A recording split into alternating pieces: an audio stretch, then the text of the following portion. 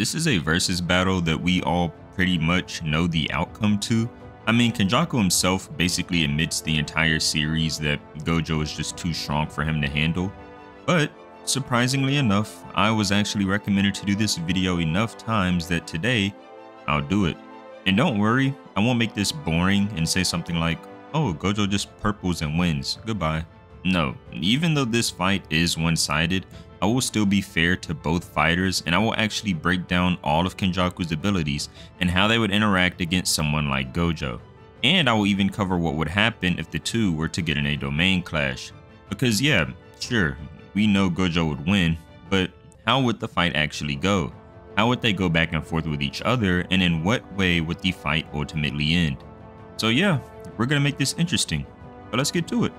But first, I want to say if you enjoy JJK content, then I would really appreciate if you could leave a like on the video and subscribe to the channel, as I post videos every other day on different topics you guys recommend me, and a few I come up with on my own.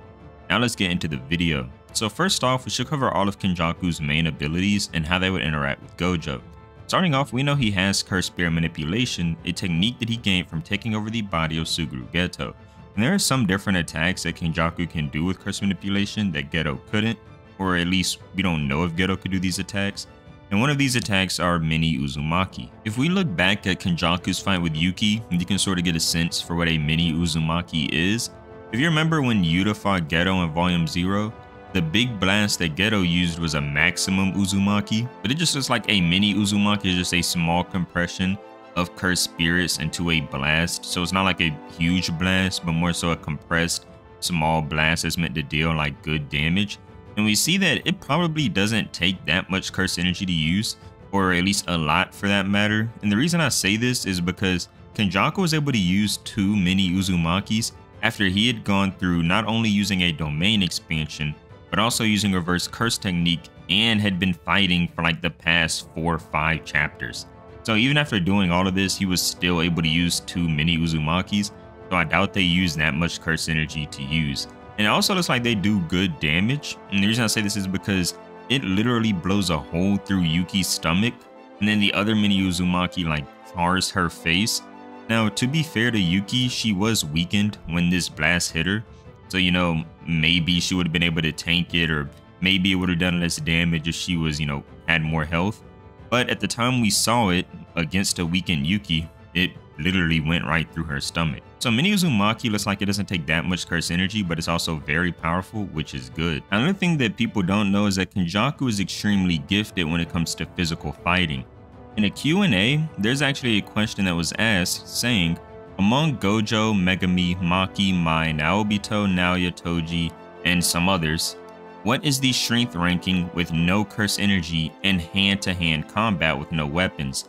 And Gege's answer was, if we exclude Toji and Maki, Kenjaku and Gojo are fairly matched. So we do know that just like off of raw power, like raw physical prowess, Kenjaku and Gojo are actually fairly matched. So just keep in mind that is with no cursed energy. You know, it's just like if they had no cursed energy, just brawling it out like 2 guys at a bar, they would actually like go back and forth is basically what this question is answering. Kenjaku's reactions are so fast that he didn't get hit once in the Choso fight. Now, no, Choso isn't like some high tier and that's not supposed to be super impressive or anything. But even when Yuki comes in, after Kenjaku gets hit, you know, by her mass and he gets his arms broken off, he only got hit by that because, you know, he didn't know what Yuki's curse technique was. He was still trying to get a feel for what and, you know, who she was. But after he got hit and healed, if you notice, he really never got hit the rest of the fight. He was able to either block or react to everything else, or use his gravity technique to evade all the other hits. He maybe got hit once or twice after that, but even then they weren't serious hits. And the reason for this is Kenjaku is just extremely fast, especially in up close combat. He's able to react, dodge, block, and use his gravity technique on almost anything that comes his way. And all of this was against Yuki Tsukumo, who is, you know, a special grade in the series. Now, you know, we have to be fair and say that, you know, Yuki did get hit with the domain expansion, but, you know, before Kenjaku started doing all of this to her, which means, you know, it's time to talk about what Kenjaku's domain is and how strong it is. And in terms of strength, we pretty much get taught right away by Tengen that Kenjaku is pretty much the most powerful barrier user there is, or you know, one of the most powerful, because Tengen is basically telling Yuki that Kenjaku is one of the few people in the world who can match me in barrier usage, which is, you know, the reason why Yuki didn't just open domain against Kenjaku, is because Tengen already knew, like, this guy's a serious threat. We'll just have to tag team his domain. And even, you know, they failed at doing that because Kenjaku has no outer shell on his domain. They plan to sort of take apart the outer shell because, you know, domains like Mahito's, Dagon's, Gojo's, all of these domains have shells around them. But domains like Sukuna's and Kenjaku's, they have no outer shell. So they weren't able to take apart the domain, and, you know, Kenjaku just beat Yuki up. And we know that domains without outer shells are supposed to be looked at as divine, which is what Tengen says. And then we even see back in Shibuya when Sukuna opened up his domain, the author called Sukuna's domain divine because it has no outer shell and extended very far. And when it comes to like the attacks within Kenjaku's domain, it looks like he uses his gravity attack once again, like in his domain. No matter where you are inside his domain, you will get hit, because he'll just send like a wave of gravity towards you, which is what he does to Yuki, and she just gets hit and it mangles her arm completely. Also, something that people have to keep in mind is that Kenjaku has all of the memories of Geto. So, you know, some people say, and yes, trust me, people do say this, oh, Kenjaku doesn't actually know if he can beat Gojo or not. He's just playing it safe. You know, he doesn't really know how strong Gojo is at his strongest. He's just, you know, playing it safe by sealing him because he doesn't know what could go wrong. Guys, look, he has Geto's memories. You know, if you've read the manga, you know this by now, so good job, you know, thank you for everybody who knows this. But some people actually don't know that Kenjaku has all of Geto's memories. He's seen all the flashback fights, the fights against Toji.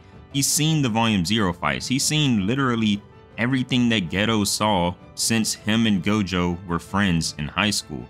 But yeah, Kenjaku's seen all of that and doesn't want smoke with Gojo. You know, there's a reason for that. Now, to get into the specifics of his gravity technique, what he basically does is there's a range around him of 2 to 3 meters, and for 6 seconds, everything just gets pushed to the ground. And he does this throughout the fight to keep down Garuda and Choso, but Yuki sort of tells that there's an interval for this ability, and in between the interval, Kenjaku just uses Curse Spirit manipulation to buy himself time. But, you know, Yuki says that that won't work against her because, you know, Yuki's strong enough to kill all the curses who get in her way.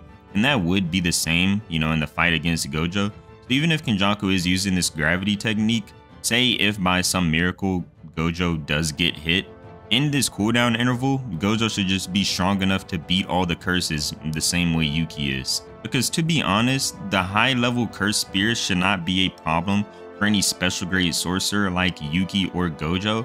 The hardest opponent on the field for them should always just be, you know, the actual opponent and being Kenjaku, which is sort of, you know, the reason, right, that Kenjaku went through all this trouble of just sealing Gojo. Because he didn't feel like using Curse Spirit manipulation. He didn't feel like that was enough to beat him. He also didn't feel like using his domain against him because, you know, Gojo probably would have beat him in a domain clash, which is something we should probably get into right now. You know, people see that statement that Tengen says Kenjaku is one of the few people who can match him in barrier usage. You know, I gotta keep in mind, Tengen says one of the few people. So, Gojo's probably one of the other few people.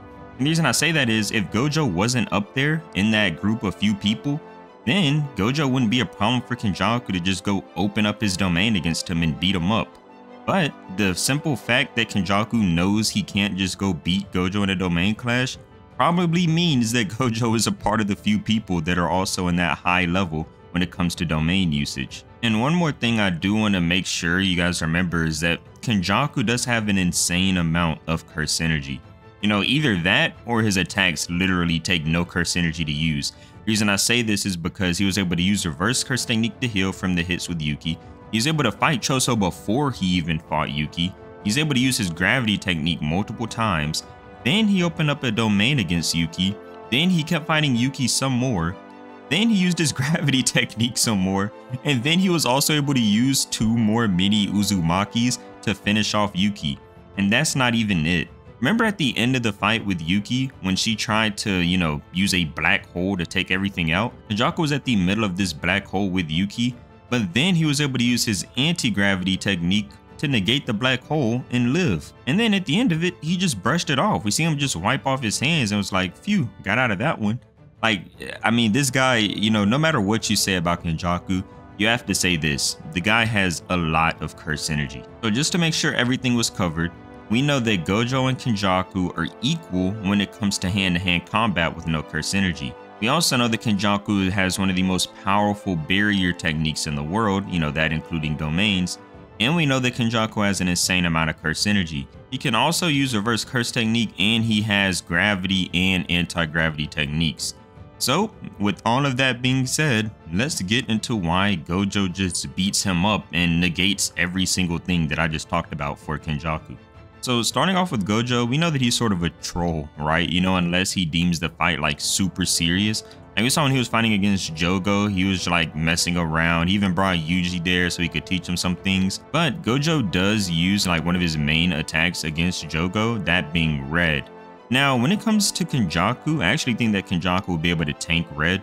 Or not so much tank it, but just be able to take the hit and be fine. And the reason I say this is because both fighters in Toji and Jogo, they can both take red without dying, or it seems like they don't take serious damage from it, especially Jogo. Like, he just gets sent through the forest, but he gets back up like all hot-headed and he seems all right. Now for Toji, he does get sent flying, but even then he gets up and says that he's all right. So it does seem that like red isn't super duper powerful. It does just push them away, which, would be very good, because no matter what curse Kenjaku summons, red should just send them all flying backwards. So it's not like red would be used as the primary attack to take out Kenjaku. More so, if Kenjaku ever decided to summon some curses, red would just push him and the curses like flying backwards. Another thing with Gojo is that he can just teleport. He does it at the beginning of the series when he's fighting Sukuna. Like, every time he makes this sort of hand sign where he's clasping his hands and just warping places, yeah, that's just him teleporting. And he also does it in his fight against Toji, actually, in the flashback arc. If you look closely, when Toji tries to swing and hit him, but Gojo just appears like 20 meters away, Gojo has actually done the hand sign for teleportation. Also in Volume 0, whenever he puts Inumaki and Panda in this one circle and teleports them to Jujutsu High, he makes the exact same hand sign. And we even know when he grabbed Yuji and they came to confront Jogo, he teleported there as well. So Gojo just teleports randomly in fights. So it's not like even if Kenjaku was trying to catch